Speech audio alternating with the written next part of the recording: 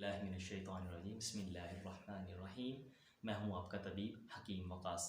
رمضان میں ہمارا diet plan کیا ہونا چاہیے؟ رمضان کیا ہے؟ رمضان رحمتوں اور برکتوں کا مہینہ ہے۔ یہ 11 ماہ کے بعد ایک ماہ کے لیے ہمارا مہمان بنتا ہے۔ جو ڈائٹ بقیہ 11 ماہ جس انداز سے لی جاتی ہے اور رمضان کے اوقات سے یکسر مختلف ہوتی ہے۔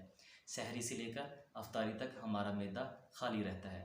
اگر ہماری ڈائٹ پراپر اور بھرپور نہ ہو تو عبادت میں خلل واقع ہو سکتا ہے، اور ڈائٹ کو اوور اور بے جا و بے ڈھنگ رکھنے سے ہم کسی بھی طرح کے مرض اور مشکل میں مبتلا ہو سکتے ہیں، جس کی وجہ سے ہم اپنے روزے اور رمضان کا احترام و تقدس متاثر کر سکتے ہیں۔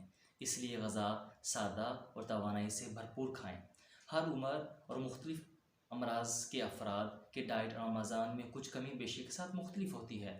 ایسے بچے اور افراد جو 15 سال سے 40 سال کی عمر رکھتے ہوں وہ کسی بھی طرح کی غذا کھائیں تو کسی طرح کا بھاری پن اور مشکل محسوس نہیں کرتے، لیکن رمضان میں ایسے افراد بھی کسی نہ کسی طرح بے ڈھنگ غذا سے متاثر ہوتے ہیں۔ ایسے افراد سحری میں سادہ چپاتی دیسی گھی لگا کر کھائیں، سالن میں زیادہ تر بیف، مٹن، چکن حسب استطاعت، اور وقفے سے ہر طرح کی سبزی اور دالیں، ساتھ دہی اور مشروب میں لسی چاہے میٹھی یا نمکین استعمال کریں۔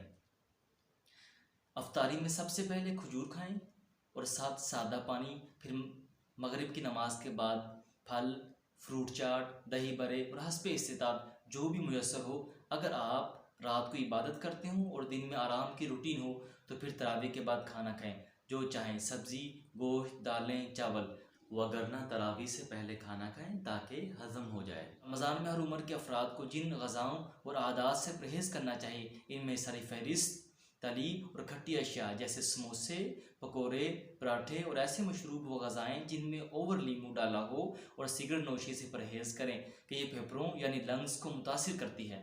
ایسے افراد جن کی عمر 40 سال سے زیادہ ہو وہ کسی بھی طرح کی بیماری میں مبتلا نہ ہوں، جیسے blood pressure, heart disease, sugar, cholesterol, uric acid, تو پھر ایسے احباب وہی ڈائٹ پلان فالو کریں جو 40 سال سے کم عمر افراد کے لیے ہے۔ اور ایسے افراد جو 40 سال کی عمر سے زائد اور کسی بھی طرح کی بیماری میں مبتلا ہوں وہ اپنی ڈائٹ میں گوشت، دیسی گھی سے پرہیز رکھیں اور سبزی و دالیں استعمال کریں۔ بقیہ ڈائٹ پلان ویسے ہی فالو کر سکتے ہیں۔ اس کے ساتھ ہی آپ کا طبیب حکیم وقاص آپ سے اجازت چاہتا ہے، اور نیکسٹ ایپیسوڈ میں اکثر اوقات پوچھا جانے والا سوال کہ ہمیں ایسا ٹوٹکا یا نسخہ بتائیں کہ روزہ رکھیں لیکن بھوک نہ لگے، اس موضوع پر بات کریں گے۔ والسلام۔ Thanks for watching. Please subscribe my channel.